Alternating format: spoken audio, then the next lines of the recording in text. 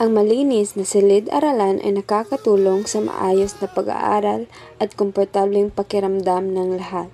Sundin ang mga hakbang na ito upang mapanatili ang kalinisan ng ating silid-aralan. Ang layunin nito ay magbigay ng gabay sa tamang paraan ng paglilinis ng silid-aralan upang mapanatili ang kaayusan at kalinisan nito. Ang mga kagamitan.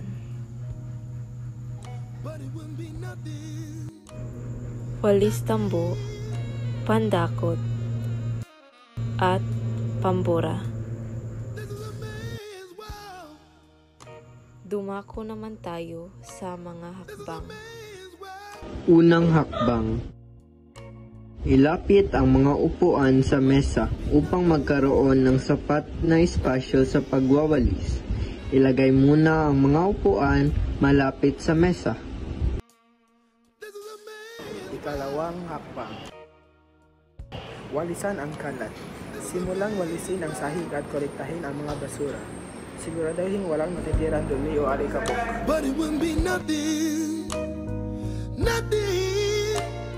Ikatlong hakbang. Burahin ang mga nakasulat sa pisara. Linisin ang pisara upang maging handa ito para sa susunod na paggamit.